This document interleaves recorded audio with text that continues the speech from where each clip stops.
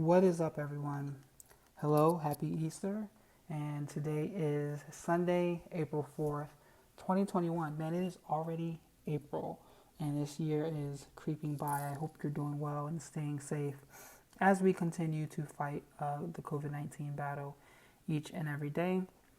And once again, I am Raphael Garcia, here to talk about some professional wrestling. And we are talking about a couple of different topics today on episode 85 of Let's Talk Wrestling podcast, where we'll be hitting on WrestleMania season being here in full swing, AEW and all of their factions, and why that's a stupid debate that's going on right now on wrestling Twitter.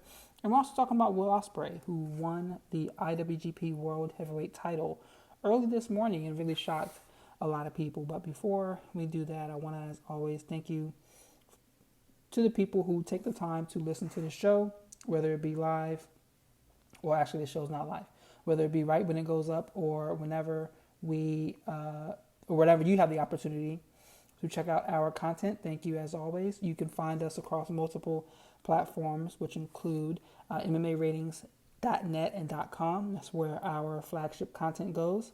You can check us out on Instagram and Twitter at MMARatingsNet in both spaces.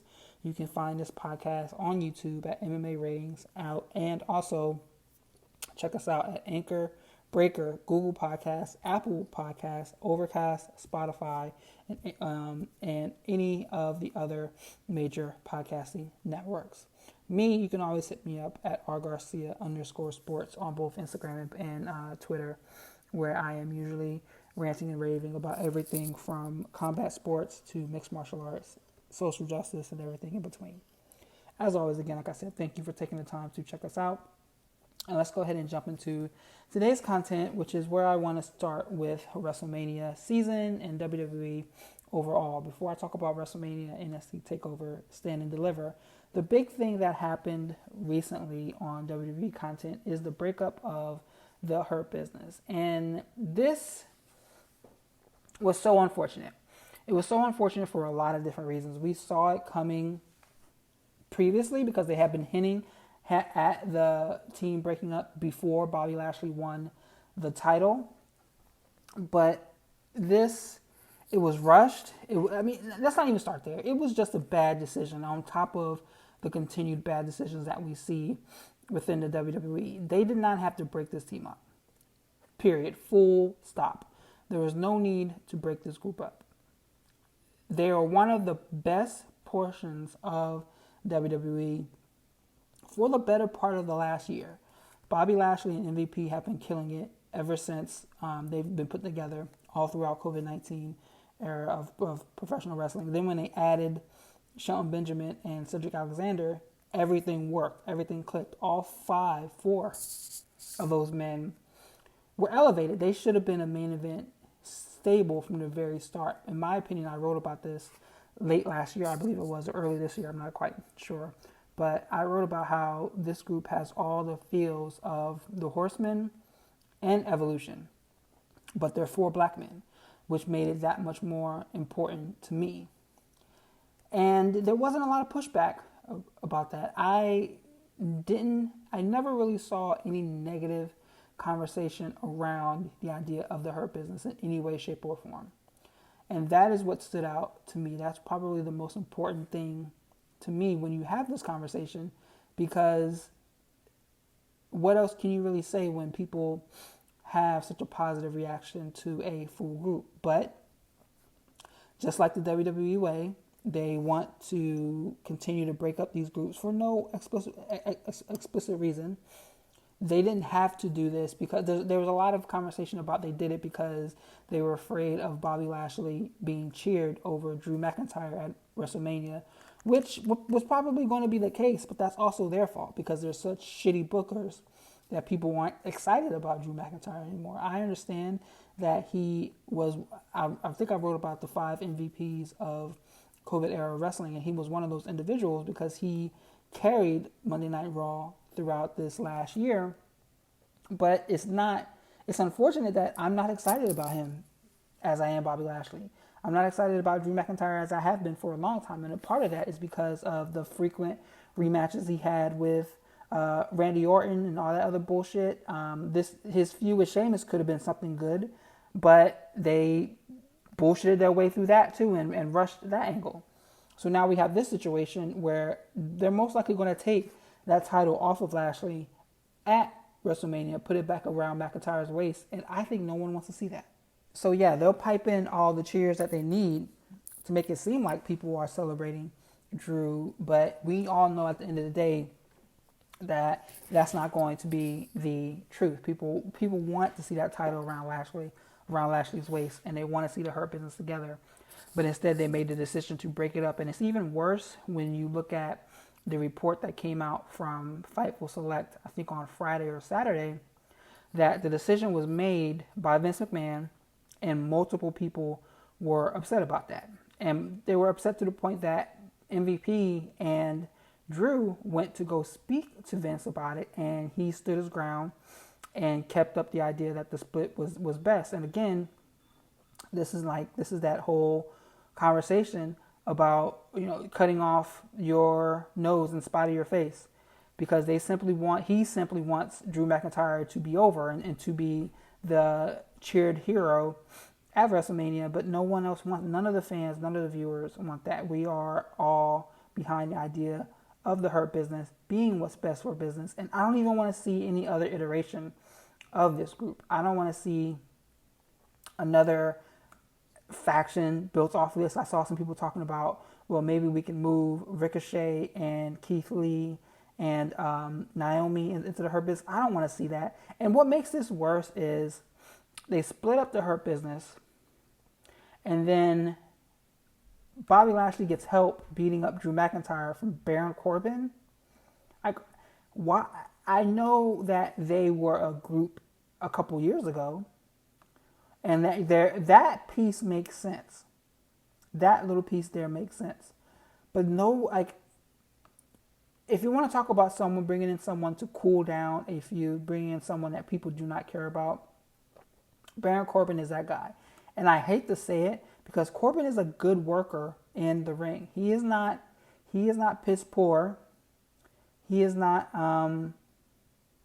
a bad worker in any way, shape, or form. His offense is good. He can work at a fast pace. I don't enjoy when he works at a slower pace, but the dude is not a bad professional wrestler. He's been put in bad positions, unfortunately, but that does not make him a bad professional wrestler. Unfortunately, that's just the situation he's in because, again, of WWE booking.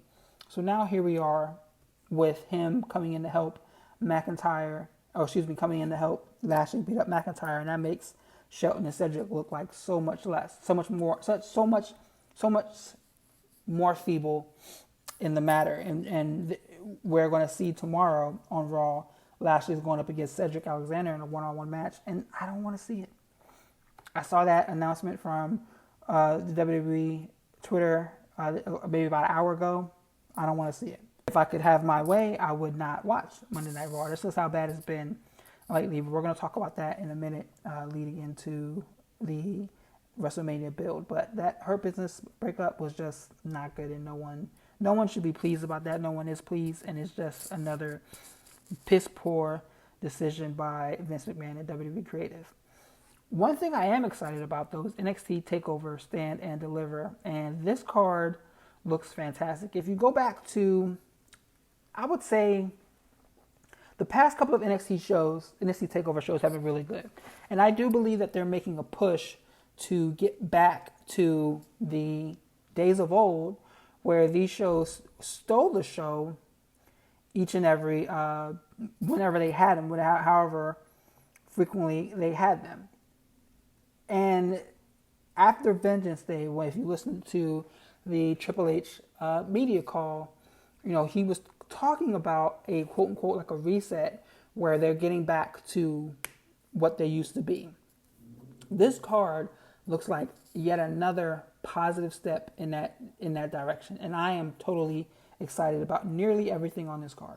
There are some things that I'm not as excited for, such as the Gauntlet Eliminator match. I'm not so excited about that. I'm not excited about the women's tag team title match just because I don't believe that they need those belts. I've written about that. You can go see that over on Daily DDT if you want some more information about that. But everything else, like, give me all of this.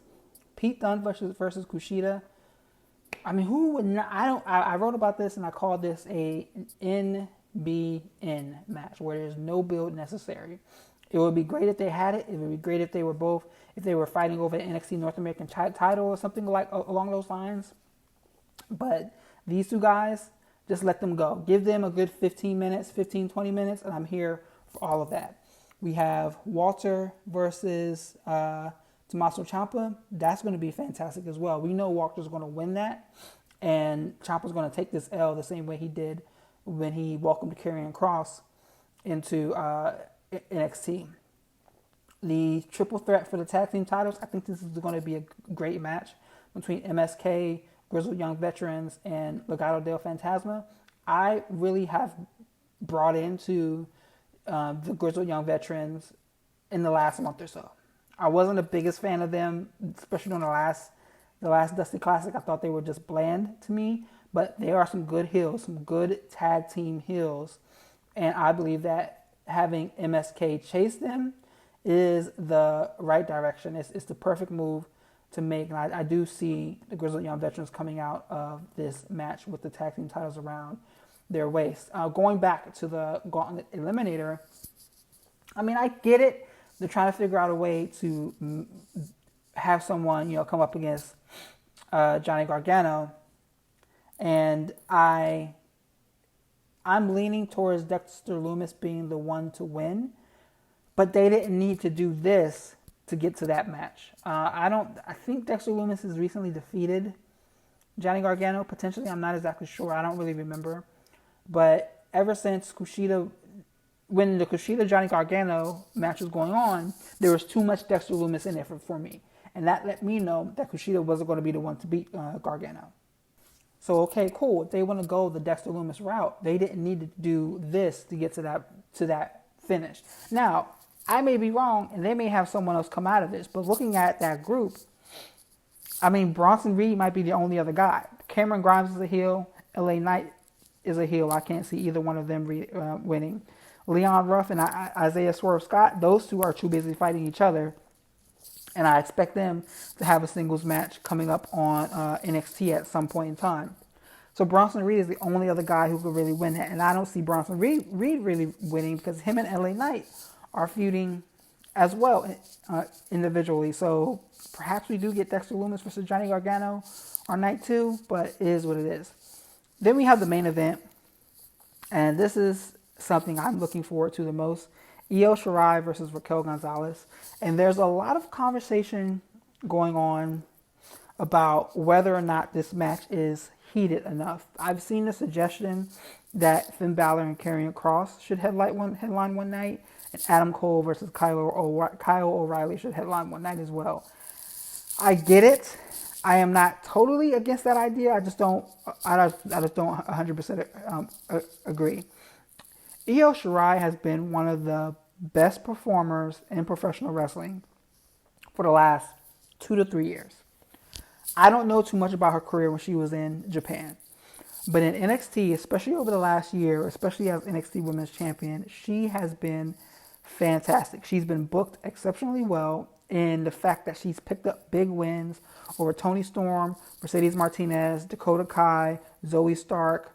She's beaten a lot of women during her run, except Raquel Gonzalez. Raquel got that pinfall over her at War Games back in December of last year, and I don't know why. Again, WWE creative ridiculousness. They went the route of putting Raquel and Dakota in the Dusty Classic just to have them lose, or just to have them win the Dusty Classic and then lose to Nia and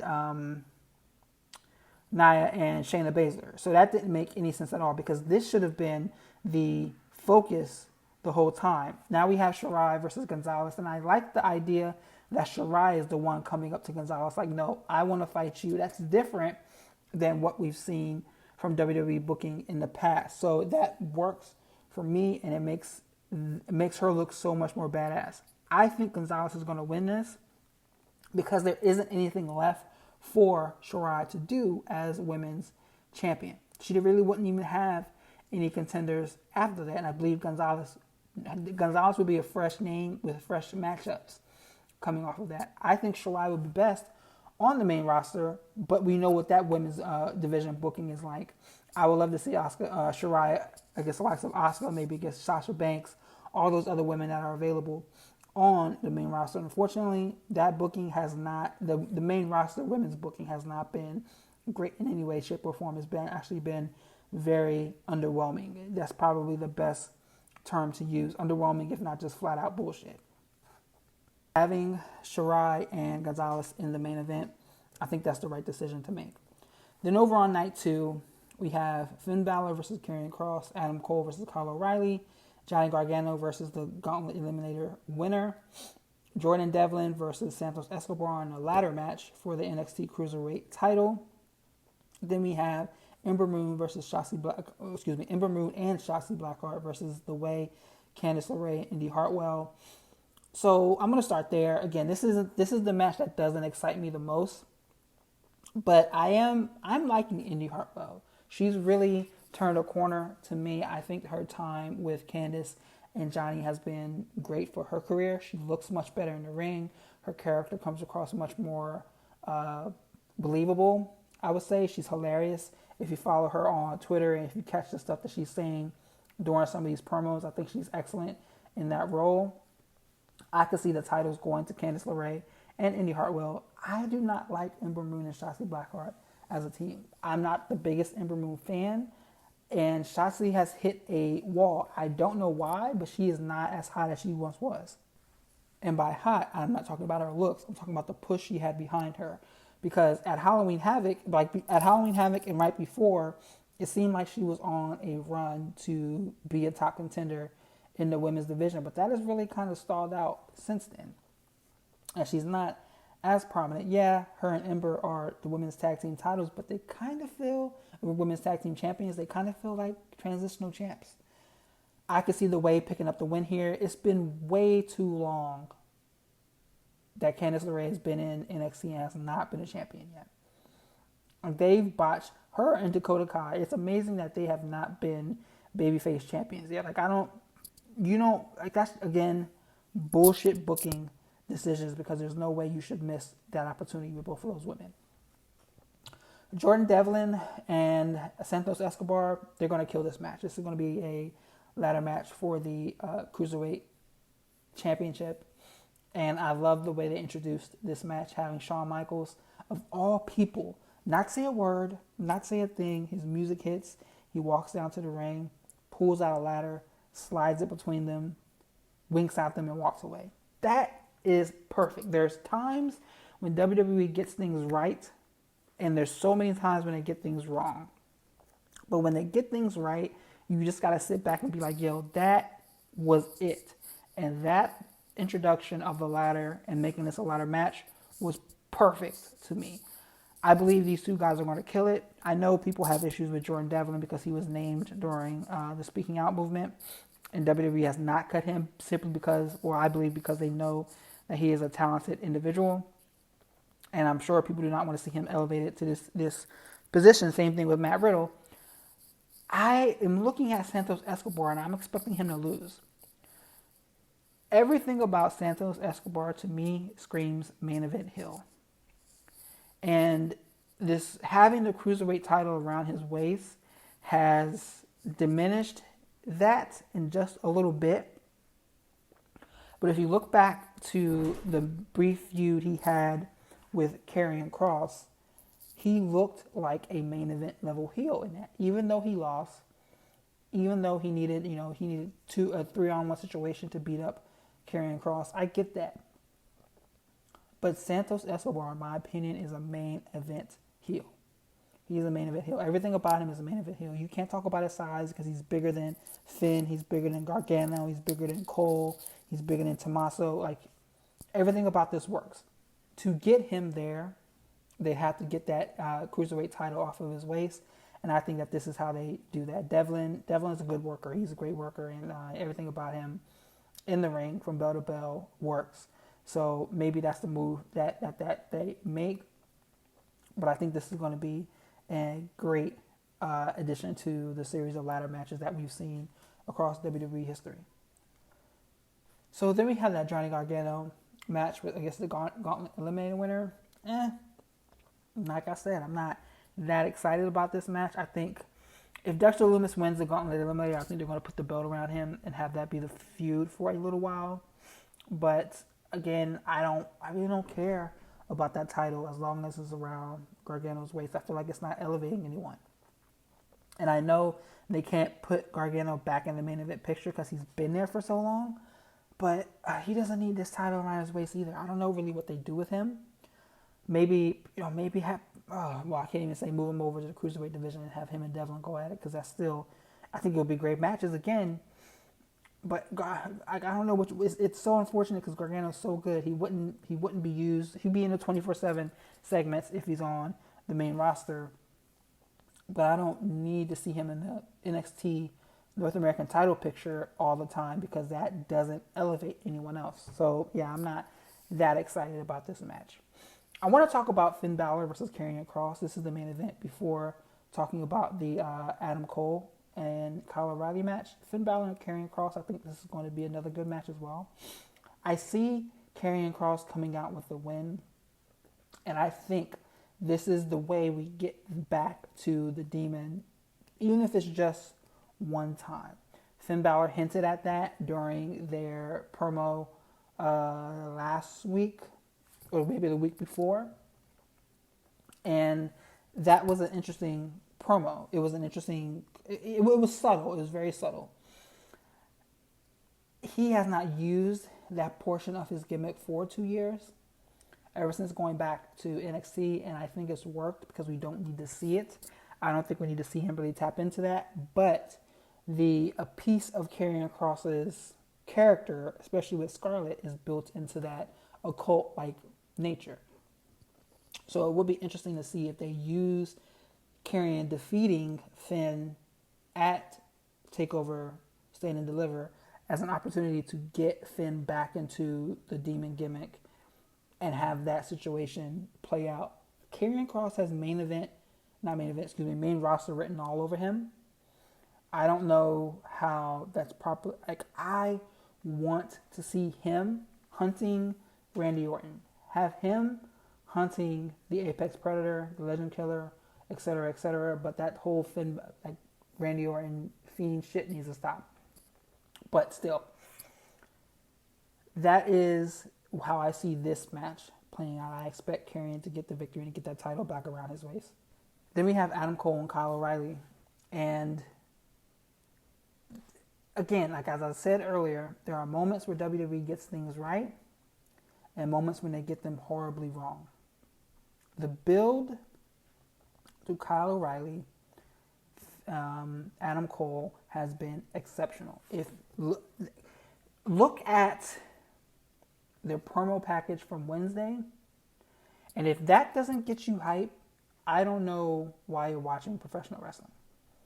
I just don't at that point in time, because I got super hyped watching that, like to the point where I'm like, yo, I want to work out right now, because this joint is like the music, what they were saying, everything about it was perfect, and I'm the type that gets excited about. So like, that's how you get people excited about a big match coming up, and it worked. It worked for me.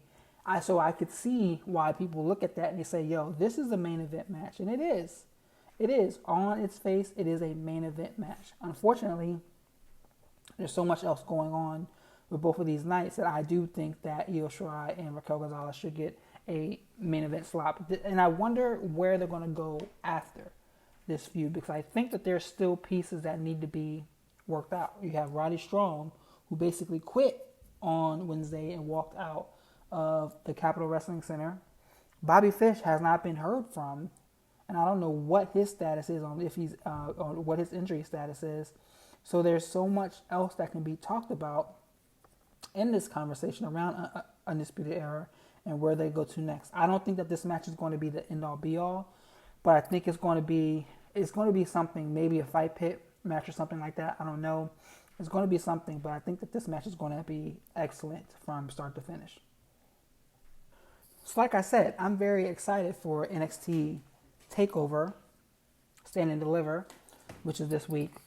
Next week, there's that news of NXT moving to Tuesday nights, which I think works. And I'm going to talk about that more during the AEW portion because that's really kind of their news as well, too.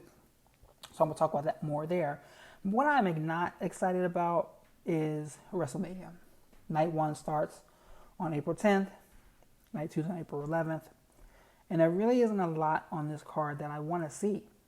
Night 1, Sasha Banks versus Bianca Belair. That's expected to be the main event, hopefully. I wrote about why the storyline behind this has really not helped presenting this as a main event match. But I hope that that's the case. I don't know. Sasha Banks is 0-5 at WrestleMania. At some point in time, she has to get a win. But is it time to put the title on Bianca's waist? People want to see that. People are here for that. So I do think Bianca picks up the win there. I don't think she's going to be champion long. But I think she picks up the win there. Yeah, that women's division, I don't know what they're going to do with that. Because the women's division, the booking on the main roster has been so piss poor that it's almost laughable. And people want to see these ladies utilized properly. But it's almost as if WWE is like, no, we're just not going to do that. We're going to do what we feel like doing, and working with these ladies and presenting them correctly is not going to be one of those things. Because they haven't done one of the central, look at this storyline itself. Because one of the central story aspects of the storyline is Reggie, a guy.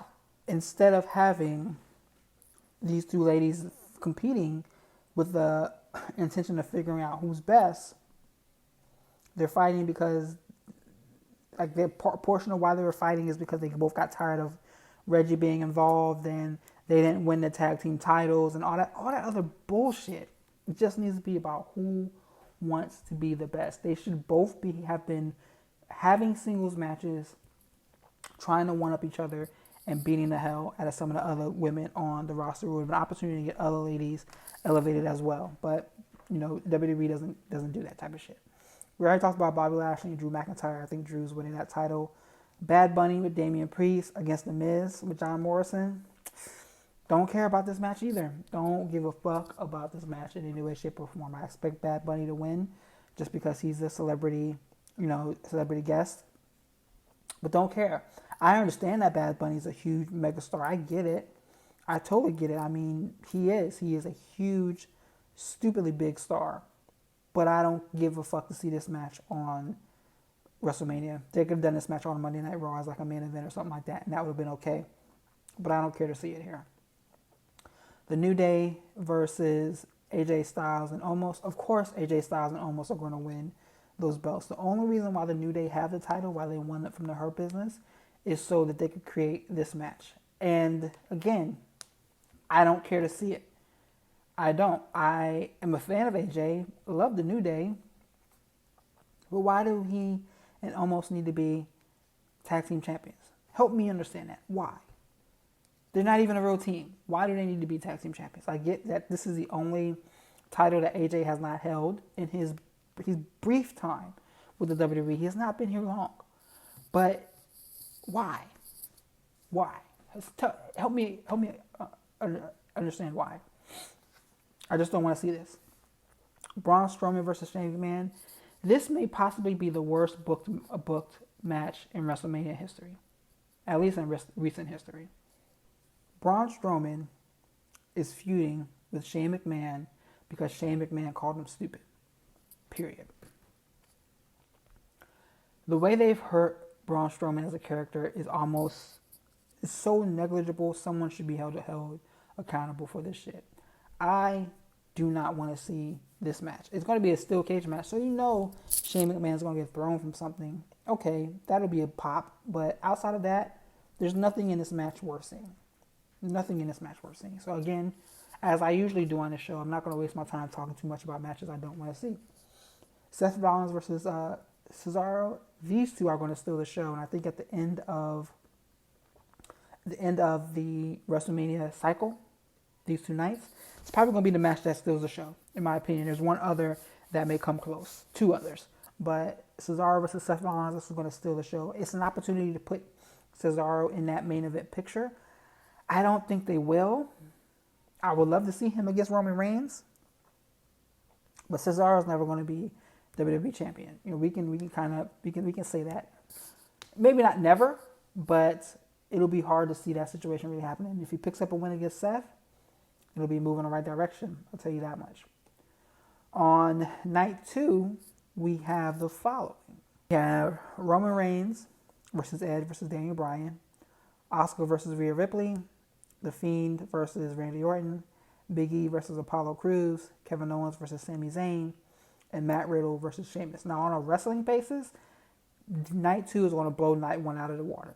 The simple fact that Bad Bunny and Shane McMahon are wrestling on night 1 almost totally disqualifies that. But night 2 is going to blow night 1 out of the water. Matt Riddle and Sheamus, we've seen them together before. I don't think Matt Riddle's going to lose that United States title anytime soon. This is going to be a hard-hitting, fantastic match, though. Go back and watch their match from Raw, maybe like in February. Fun match, hard-hitting match. Sheamus, someone on the site wrote about Sheamus being the MVP of Monday Night Raw so far in 2021, and that may be very well the case because he's been putting in some work and he's looked great. Even though he's been losing, he looks great every time he competes. Kevin Owens versus Sami Zayn. This is another one of those matches that may steal the show. I think it's going to be a fantastic match. I can't wait for that. Big E versus Apollo Crews. I'm not going to talk about the Apollo Crews gimmick here. It's so nuanced, and people aren't mature enough to have conversations about why this character is kind of problematic. It's not the character itself, but it's just the fact that WWE is doing it, and there's a lot to really unpack there. I'm not going to have that conversation here, it's because people just don't listen, they don't read, they don't use their comprehension skills. So I'm not even going to do that. They don't want to hear the debate. The thing is, though, Apollo Crews has lost 6 Intercontinental title matches in a row. 6. So help me understand how he is the number 1 contender for this title. Changing your accent and talking about your culture makes you a top contender? Okay, that makes sense.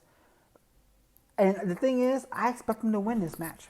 That's the worst part. I expect him to win this match and get that title pull around his waist. It'll be big for Apollo. Apollo's another one of those guys who was leaned into heavily during this COVID-19 era and didn't get the credit for it because the minute that things started to clear up and WWE found ways to work around COVID-19, he wasn't on TV anymore. Go back and watch his match with Aleister Black from March of last year.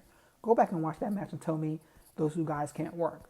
Tell me those 2 guys aren't exceptional at their job, and neither one were utilized the right way after that. So let's see what happens long term from there. But I expect Apollo Crews to win the Intercontinental Championship on Sunday, and WWE shit. That's just what I'm gonna say. The Fiend versus Randy Orton. Again, this is another match that I don't care about. I will say this though. The thing about this match I am glad that we get it for, per se, is that it keeps both of these guys out of the main event picture. I don't want to see Randy Orton in the main event picture. I don't want to see Bray Wyatt anywhere near it either. So this keeps them out of that. It is a long-term story booking, and it keeps them out of that. Same thing with Alexa Bliss. I don't want to see her in the women's title picture either. So it keeps them busy, keeps them on television, and it keeps them out the way. That's all I care about. So we'll see. There'll be some shenanigans. It'll probably be a cinematic type of match. Whatever. Let it go. Asuka versus Rhea Ripley. Again, you feel bad for Asuka because you know she's going to lose this title to Rhea Ripley at Mania. They can't have Ripley lose another match as they did with her losing to Charlotte last year. So Asuka's going to lose that belt, and I wonder what's next for her. Ripley is a star. She has star potential written all over her. But this women's division just hasn't been booked correctly. However, I will say, putting the title on a white woman, I expect her to be utilized better than Asuka was on Monday Night Raw. I'm just going to go ahead and say it. You may not agree with me, but I expect that to be the case when they take this title off of Asuka and put it around Ripley's waist on night 2 of WrestleMania. Then we have what will be the main event: Roman versus Edge versus Daniel Bryan. I don't care about Edge. I don't. I was not a big Edge fan when he was active 10 years ago, and I don't care about him now. And I think the fact that they had to add Daniel Bryan into this feud kind of makes it clear that people don't care about him either. And again, this may be a booking situation, but I am not excited about him being involved. I'm excited about this match. I expect Edge to win. I expect him to pin Daniel Bryan to get the title. It'll be 10 years to the day that he retired. So let me see, is that right? It's either 10 or 11 years. Because now I have to look it up. I don't want to be wrong. Let's see. Edge's last match before retiring was on April 5th, 2011. Yeah, so and that was a dark match. And he ended up retiring that Monday after. Yeah, so it'll be, that was what, 1, 2, it'll be almost to the day. And I expect him to win that belt. It'll be interesting to see how they keep Roman in. Roman's going to be in the main event regardless of the fact. So it'll be interesting to see how they keep that going. Daniel Bryan's that dude. This is just another example of Daniel Bryan being that guy and showing that he's the linchpin of good wrestling for WWE. But WrestleMania does not look good this year. It doesn't. You can't blame COVID. You can't blame the global pandemic. WWE has had a whole year to book something better than this, and they have decided not to. This shit is just not good. And I am not pleased. I'm not going to say I'm not pleased. I'm not as excited as I once was for WrestleMania. If the pandemic wasn't around and this show was in New York, or if it was in DC, or if it was like somewhere close, I still wouldn't go. I still just wouldn't do it because it just doesn't get me out of my seat. But that's just me.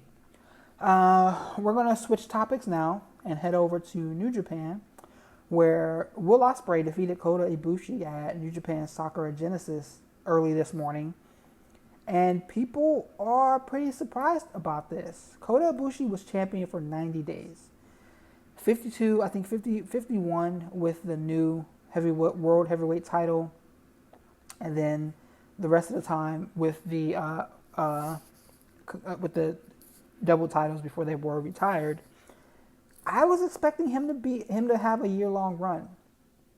Kota Ibushi, like his rise in New Japan has been like that type of story. I mean, he won the G1 twice. One time losing the title shot, another time actually losing the briefcase.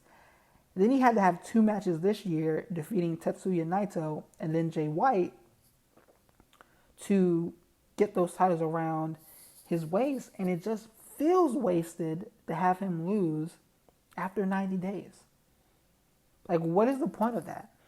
And it surprised a lot of people. Like, I woke up and I saw that and I was like, what is this? And then I tweeted about it and everyone was like, wait, what? Wrote about it and people were like, yo, this is not a good look. And it turned a lot of people off because we know Will Ospreay is a questionable character. He may not have been accused of sexual assault or anything like that along the lines during the speaking out movement, but the way he was mentioned was not good for him.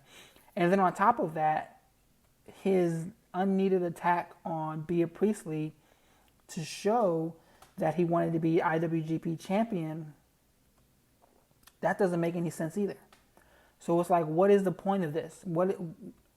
They put the belts on him, and now we're just like, okay, now what? Again, that's always what it goes back to. I always think back to that CM Punk interview.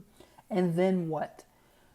he said him and Shingo are going to have a great match because Shingo is the next title contender and they're going to kill it.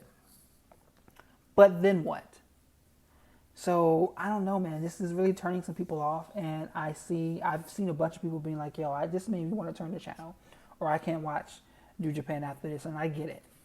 I totally understand why people don't want to watch as much New Japan after, or people may not want to watch as much New Japan after that, because this is just like, It's like if they put I'm not gonna say that, but it's just meh. Turn the channel. That's just a brief conversation about that. I'm gonna keep my eye on New Japan in the future. But All Elite Wrestling, this is they won the Wednesday Night War. As I mentioned, NXT is moving off of Tuesdays. AEW got the win, and I'm glad about this because now I'll be able to watch all of AEW, and that'll be fun because they've been doing some good things over there. There's not much you can complain about when it comes to AEW outside of like the utilization of the women's division, but even that's turning a corner. So there isn't much you can complain about here. I'm glad that they got their own night, and we as wrestling fans can enjoy more good professional wrestling. People don't understand how valuable competition is because that's part of the reason why the WWE is so bad today. They didn't have any competitors. They were able to get so big and get all these high deal contracts that they realized that, hey, we don't have to put good content out anymore to keep making record-breaking revenue figures every year. So that's why we're in a situation with that show sucking more often than not. And imagine being in a world where you only had one movie studio, you only had one video game console, one brand of sneakers, one car to buy. That competition breeds excellence. So I don't know why wrestling fans make it want to seem like they want one wrestling organization in the world, or they want WWE to lose so badly, because them being around forces other organizations to be better, and it should work in the inverse of that. But WWE just doesn't, they don't bump to anyone trying to push them in any way, shape, or form. Tay Conti has looked great in AEW as well, and people have been talking about her, whether or not she's been a miss. I tweeted that question out, if she should be considered a miss by WWE.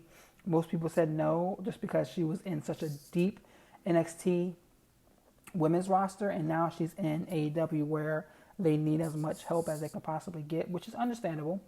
But she looks good so far. I like the way they're utilizing her. She looks like a much better professional wrestler now than she was 2 years ago. And I could see the title being put around her waist at some point in time in the future, but they better get that title around Big Swole's waist. That's another conversation for a whole nother episode. Then the last thing I wanted to talk about with AEW is this debate about factions. And it's been funny to me to watch online. It's stupid as well, in my opinion, because people want to argue about everything and denigrate as much as they can when it comes to pro wrestling. I get it. Some people don't like the idea that AEW has so many factions. I get it. Okay, no problem.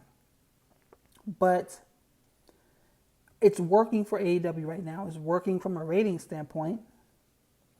And that's one clear point.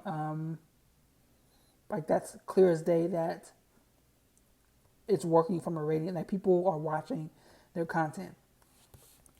Does it not help get anyone over? I would disagree with that, because I look at people like Will Hobbs, who is being elevated because he is involved with Team Taz.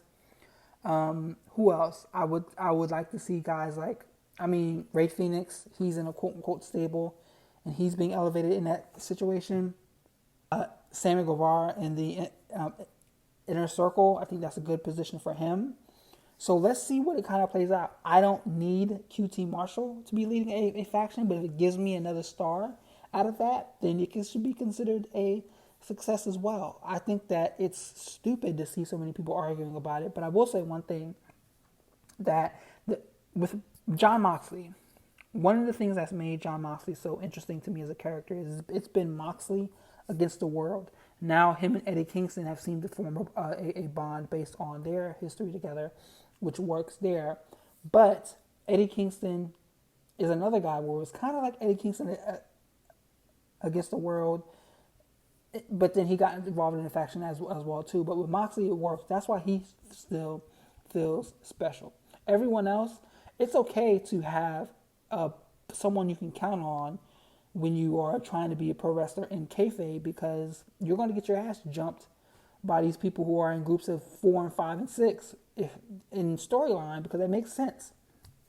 So I get it. I think that this is just a stupid debate and stupid way for people to try to detract from some of the things that AEW is doing. But that's the end of this show. I am thankful for those who are listening to our content. Please be sure to like, share, and subscribe to all things MMA ratings and support the Let's Talk Wrestling podcast. Shawan and I are hitting episode 200 of the MMA ratings podcast this Tuesday, which will be fantastic, and we'll be able to celebrate that on Tuesday. So please be sure to tune into that. And again, I just want to take a moment to say thank you for everyone who listens to this content. And yeah, have a fantastic week and stay safe out there. Remember, Black Lives Matter, and wear your mask. And get the vaccine if you can.